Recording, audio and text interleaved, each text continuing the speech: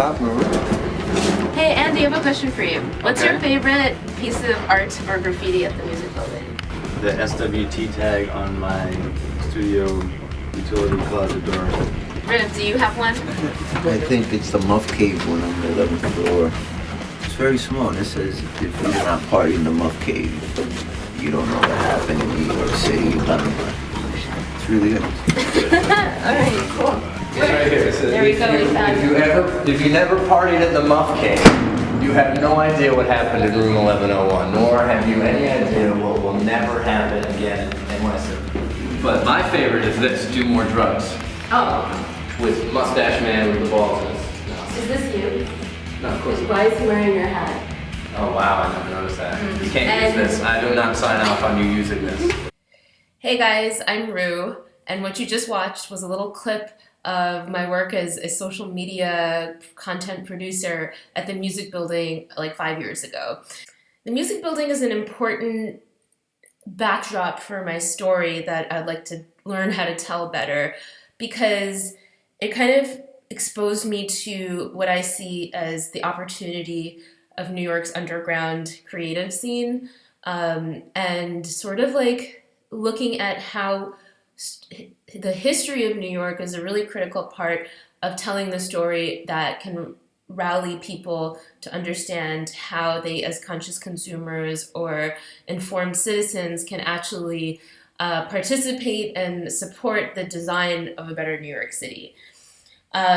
This idea kind of comes from my background as a community organizer, and also as in my research of the sharing economy, which looks at how the future is going to be about people exchanging goods and services and time and ideas through digital platforms. So after I spent all this time organizing artists and musicians at the Music Building, I kind of segued from this super raw underground, like punk kind of environment where I had tons of freedom, which I found super inspiring. And honestly, I kind of missed that. I started to work with more institutionalized organizations like the New Museum, as well as a bunch of New York-bred social innovation startups. I was really interested in how this new way of thinking can actually implement change through entrepreneurship, and kind of started to step away from the community organizing and policy aspects of things. I found that digital products and startups were a place where people were really building around new ideas. I actually was involved with designing a startup myself that was created to help create sustainable business models for DIY cultural venues. So like think of like music spaces and punk houses and art galleries and co-ops. So we actually built a platform that allows event organizers to turn their digital campaigns into membership programs so that they can create like monthly support from their fans. I don't know if I really explained that very well. But I wanted to kind of demonstrate this unique opportunity that I had that sort of is at the heart of the stories that I want to explore about the overlap between storytelling and community support and participatory design, specifically in New York City. So one thing that I think really inspires me about the potential for new media and storytelling to connect with this vision of platform cooperativism, where people are using technology to enhance social interactions and create better communities, is the new Killer Mike show on Netflix, Trigger Warning.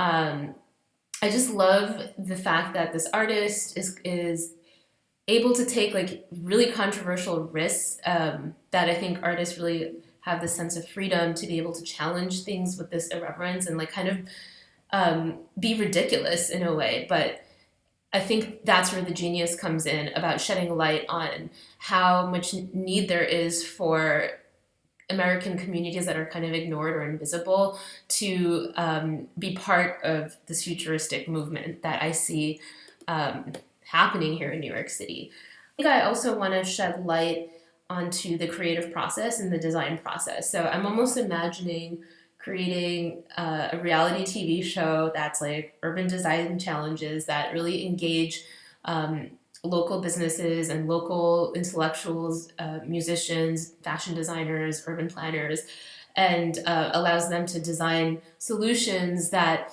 can be evaluated for their business viability or their popularity within the community. Since I think what happens is that there's a big disconnect between New York's local cultural landscape and then the global landscape, which kind of wants to frame like a very tiny percentage of what's actually happening here. What I hope to get out of this workshop is, one, how to really take ownership of my creativity as an artist, like Killer Mike, who's able to, leverage being on stage with like really rallying people in the moment, but also using that creativity to explore ideas that maybe people think is extreme or ridiculous. But I just really love the example that he sets in terms of showing how much it means to the people, like documenting people's responses to his ideas.